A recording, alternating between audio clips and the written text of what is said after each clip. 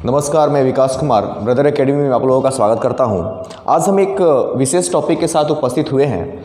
Topic का नाम है संविधान के भाग। जैसा कि हम सब जानते हैं कि यह टॉपिक जो है सारे एग्ज़ाम में बहुत मायने रखता है। ज़्यादा इम्पोर्टेंट इसको याद रखना होता है कि कौन से नंबर पे क्या कहा गया है, और हमें ये जानकारी होना चाहिए कि संविधान के भाग के साथ साथ और हमें इसमें क्या पढ़ना है, क्या जानना है। थोड़ा सा हम एक बेसिक जानकारी आपको बता दें कि हमें अनुसूची, भाग और अनुच्छेद और संशोधन, चूँकि हम सबका वीडियो लेकर आएंगे, पहले थोड़ा सा बेसिक जानकारी बता दें कि हमें यह याद रखना है कि अनुसूची कितने हैं, भाग कितने हैं और अनुच्छेद कितने हैं। तो सबसे पहले ट्रिक से याद करेंगे। ट्रिक का मतलब होता है रटना नहीं, यह मेरा कोई ट्रिक नहीं है। यह जो सिस्टम है एक प्रकार का क्वेश्चन में ही आंसर होगा। जैसे मान लीजिए अनुसूची है, अनुसूची टोटल 12 है। याद कैसे करेंगे? बहुत आसान तरीका है। अनु मतलब होता है सबसे छोटा, तो सबसे छोटा सा डिजिट कौन होता है? 1। इसके बाद क्या होता है? 2। तो बस थोड़ा सा दिमाग लगाएंगे, क्या हो जाएगा? 12। भाग 22 कैसे याद रखेंगे? भागने की बात हो रही है, यानी कि आप दौड़ दौड़ के दोनों पैर से भागो। भाग बिहारी भाषा में भाग का मतलब होता है दौड़ दौड़ के भाग, दौड़ दौड़ के, यानी कि दौड़ दौड़ के भाग, मतलब भाग कितना हो जाएगा? 22 हो जाएगा। और अनुच्छेद कैसे याद रखेंगे कि 300, एक्चुअली अनुच्छेद ज़्यादा है, 400 से पार कर गया है, तो आप कहेंगे 395 क्यों लिखवा रहे हैं? एग्जैक्टली 395 है। जैसे आप देखेंगे तो 4 के क में को जोड़ा गया है, उसी प्रकार से 9 के क में क ख ग करके 400 पार हो गए हैं, लेकिन एग्जैक्टली अनुच्छेद 395 है, उसके कई खंड करके बांट दिए गए हैं, बढ़ा दिए गए हैं। तो अनुच्छेद 395 हम कैसे याद रखेंगे? बहुत आसान है। अ देखने में लगता है 3 के जैसा, देखिए 3 लिखे हैं ना, देखने में अ लग रहा है, तो अ वाला हो गया 3। एन से 9, देखिए 9। और छेद, दीवार में छेद कब होगा? जब हम एक पंच मारेंगे, तो 395। तो पहले हमें यह याद रखना होगा कि अनुसूची, भाग और अनुच्छेद कितना है। और आज हम चर्चा करेंगे 22 भाग है। देखिए 22 भाग है और हमें 22 भाग आज मेमोरी में डाल लेना है।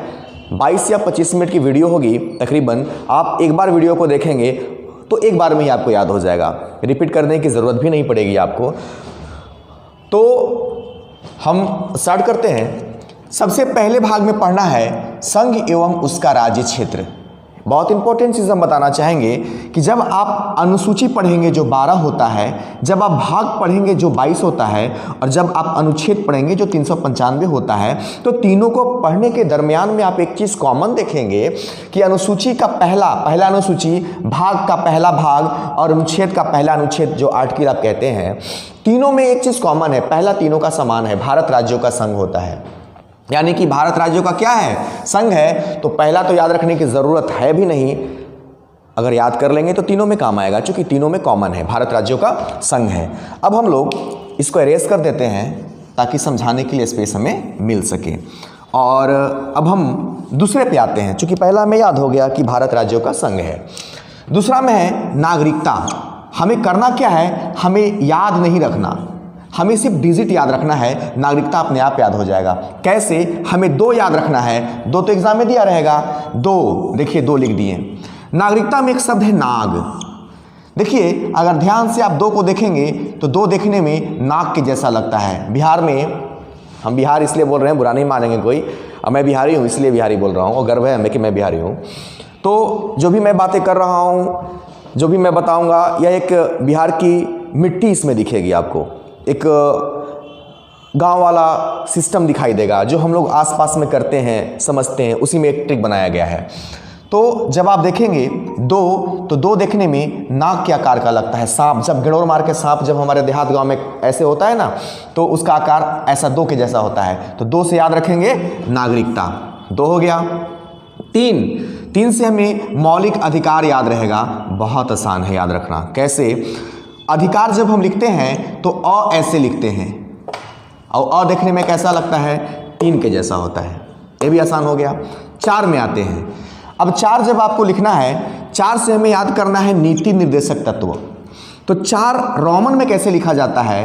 1, 2, 3, 4। 4 मैंने रोमन में लिख दिया। और जब आप इसको ध्यान से देखेंगे तो ये रोमन में लिखा हुआ 4 देखने में अल्फ़ाबेट के एन के जैसा लगता है, और एन से होता है न, यानी कि देखिए यहाँ पे न है, नीति निर्देशक तत्व, यानी कि इस 4 को अगर हम रोमन में लिख दें तो गौर से देखने पर यह एन के जैसा लगता है, और यहाँ भी एन है। जिस प्रकार से यहाँ 3 देखने में अ के जैसा लग रहा था, 2 जैसे नाक के जैसा लग रहा था, उसी प्रकार से रोमन का यह 4 देखने में एन के जैसा लग रहा है, यानी कि इस न को हम एन भी लिख सकते हैं। यहाँ भी एन हो गया, यहाँ भी एन हो गया, यानी कि 4 से हो जाएगा नीति निर्देशक तत्व। हमारा ये भी फिनिश हो गया। अब 4 के क में क से क्या हो जाएगा? कर्तव्य हो जाएगा। जिस प्रकार से अ से अधिकार हो रहा था, अ देखने में 3 के जैसा लग रहा था, उसी प्रकार से क से क्या हो जाएगा? कर्तव्य हो जाएगा। अब 5वें की बारी है।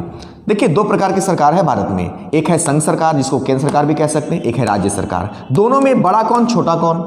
संघ सरकार बड़ा होता है और राज्य सरकार 6 से छोटा होता है। तो पहले 5 को देख लेते हैं। 5 में है संघ सरकार। 5 को ध्यान से अगर देखेंगे तो देखने में एस के जैसा लगता है। कैसा लगता है? एस के जैसा लगता है।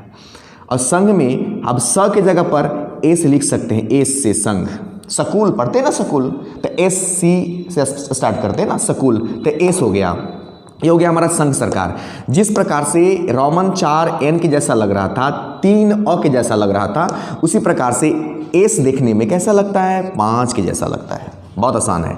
तो संघ सरकार सबसे बड़ा होता था, तो सबसे छोटा कौन होता था? छोटा, 6 से छोटा, तो हो जाएगा राज्य सरकार। 7वें को हटा दिया गया है। देखिए निर्शत, निर्शत मतलब होता है हटाना। ये भी याद रखना बहुत आसान है। लास्ट में है शत, सत, 7 है, 7, शत, सत, तो याद कर सकते हैं। और अब हम एक बार आप इसको क्या करेंगे कि पूरे को एरेज कर लेंगे लिखने के बाद, और देखेंगे कि मैं कर पाया कि नहीं। हम एक बार करके देख लेते हैं। वीडियो थोड़ा सा लंबा जाएगा, 1-2 मिनट ज़्यादा समय लगेगा, लेकिन बेनिफिट बहुत अच्छे से होगा। हमने अभी जिक्र करा था कि जब आप अनुसूची पढ़ेंगे, जब आप भाग पढ़ेंगे और जब आप अनुच्छेद पढ़ेंगे, तो पहला में था भारत राज्यों का संघ है, संघ एवं उसका राज्य क्षेत्र, या कह सकते हैं भारत राज्यों का संघ है। 2 देखने में कैसा लगता है? 2 देखने में नाग के जैसा लगता है, नाग, सांप के जैसा, तो हो जाएगा नागरिकता। 3 देखने में अ के जैसा लगता है, तो हो जाएगा मौलिक अधिकार। यहाँ पे हमारा कीवर्ड जो है वो हमारा अधिकार है। 4 देखने में एन के जैसा लगता है, यानी कि हो जाएगा नीति निर्देशक तत्व। आप एक बार इसको अरेज करेंगे और ढक कर देखेंगे, आंसर को मिटा देंगे, तो आपको लगेगा कि जवाब हमें आने लगा है। 4 के क में है मूल कर्तव्य। मूल, हम वीडियो बनाएंगे कि मूल कर्तव्य क्या है, कितने हैं।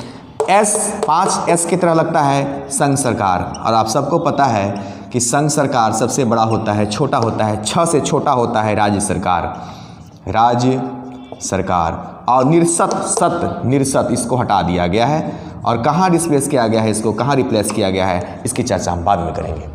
अब आते हैं संघ राज्य क्षेत्र। 8वां में है संघ एवं राज्य क्षेत्र के बारे में। बहुत आसान है। आप ध्यान से अगर देखेंगे तो 5 में पढ़ना था संघ के बारे में, 6 में पढ़ना था राज्य के बारे में, और ध्यान से देखिए कि 8 में संघ और राज्य दोनों दे दिया है। संघ के बारे में कहाँ पढ़ना था? 5 में। राज्य के बारे में कहाँ पढ़ना था? 6 में। यहाँ देखिए संघ राज्य दोनों दे दिया, और एक दे दिया क्षेत्र।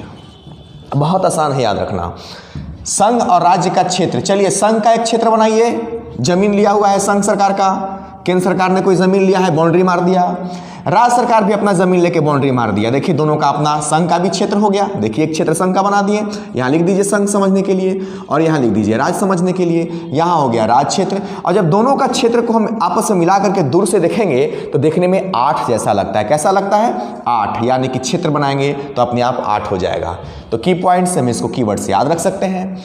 अब है 9। 9 कैसे? 9 में याद रखना है पंच आयत। पंच जोड़ आयत, पंच माने 5, और आयत में कितने लाइन होते हैं? 4, तो 5 और 4 9। बहुत आसान है।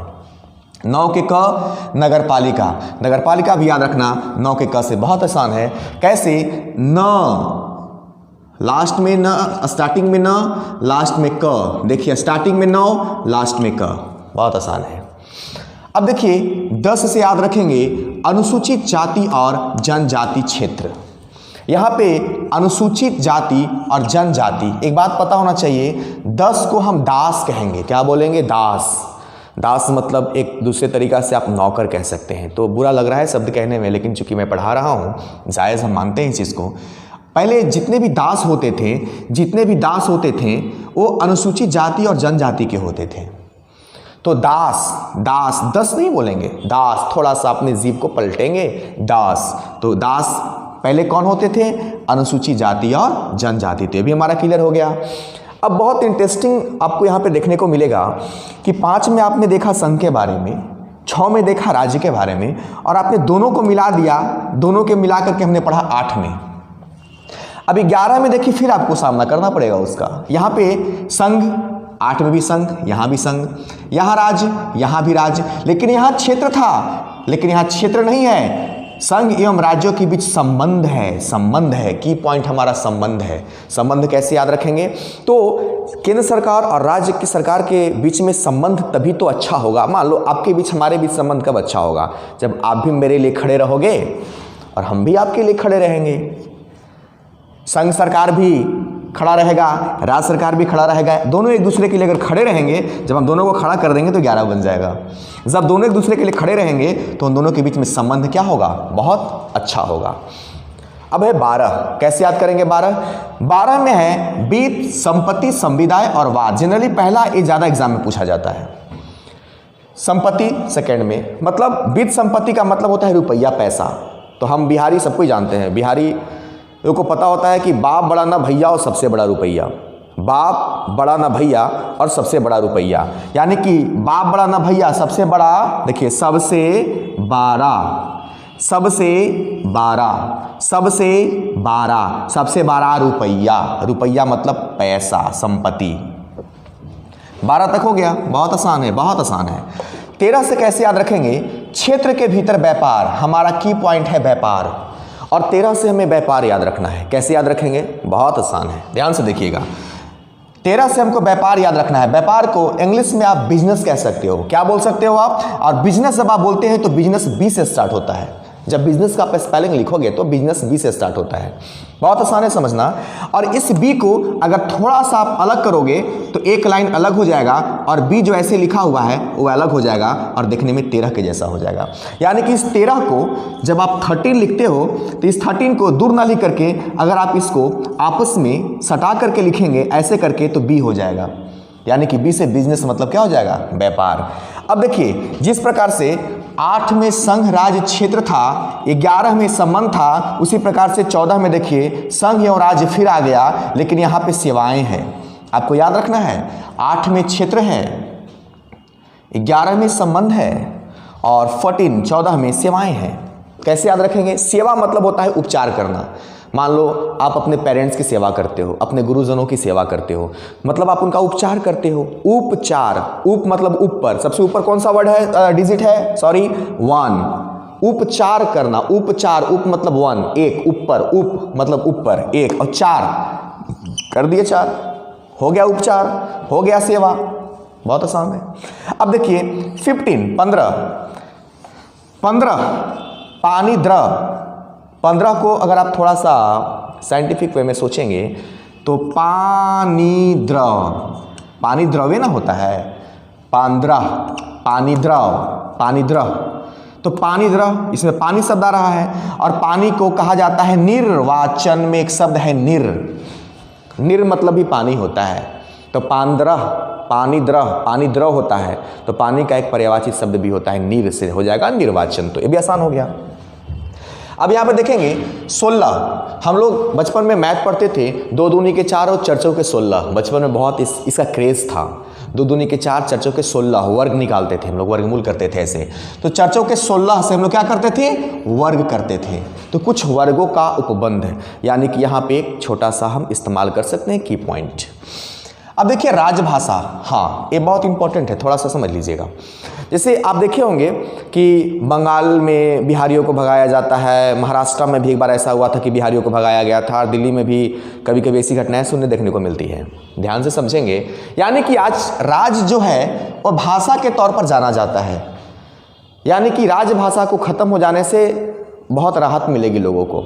यानी कि आज जो है राजभाषा एक प्रकार का शत्रु है, दुश्मन है, दुश्मन है, शत्रु है। देखिए शत्रु है, शत्रु, 17 शत्रु, आसानी से याद कर सकते हैं।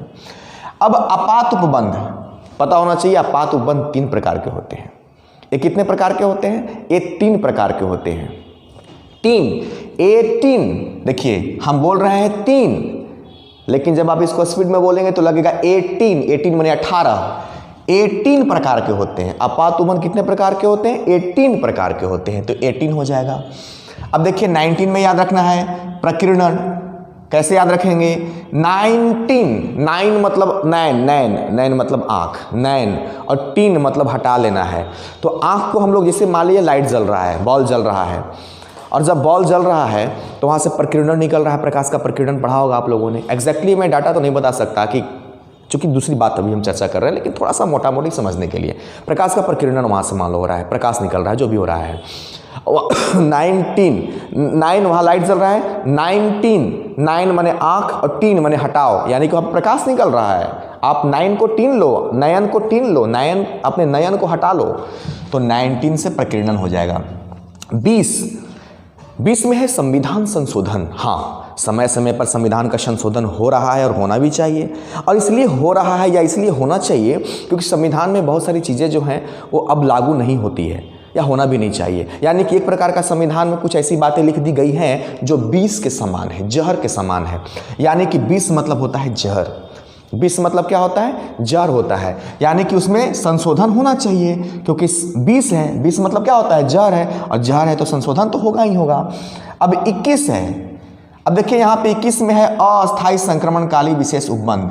इसमें एक शब्द है संक्रमण, यानी कि अगर आप 21 करेंगे, क्षमा चाहते हैं शब्द इस्तेमाल कर रहे हैं, 21 तो कहा जाता है कि किस करने से बैक्टीरिया का आदान प्रदान होता है, बैक्टीरिया आ जाता है, तो चूंकि संक्रमण हो जाएंगे वहाँ से, तो आप 21 से 21 को 21 समझना है। यानी कि 21 यानी कि 21 करने से संक्रमण आते हैं, संक्रमण याद रखेंगे। 22 हमारा लास्ट है। कैसे याद रखेंगे? संक्षिप्त नाम प्रारंभ हिंदी में पदकृत पाठ। यहाँ पे संक्षिप्त नाम याद रखेंगे तो हमारा काम चल जाएगा। 2 लोग संक्षिप्त नाम में आते हैं, सीताराम और राधे कृष्ण। 22 कैसे याद रखेंगे? सीताराम संक्षिप्त नाम 2 शब्द का हो सकता है, किसी का तो ऐसा नाम नहीं हो सकता, एक के बी भाई इधर आओ, AC इधर आओ, ऐसा तो नहीं बोल सकते ना। कम से कम दो अल्फ़ाबेट तो आपस में होते हैं, 2 शब्द तो आपस में होते हैं। तो संक्षिप्त नाम 2 लोगों का हमारे भारत में माना जाता है, एक सीताराम, एक राधे कृष्ण। सीताराम और एक राधे कृष्ण, 2 नाम वाले 2 लोग हैं, तो 22 याद रखेंगे। राधे, एक याद आ रहा है शायरी है कि बंसी सब सुर त्यागे है, एक ही सुर में बाजे है, और हाल ना पूछो मोहन का, बस अब राधे राधे है। धन्यवाद।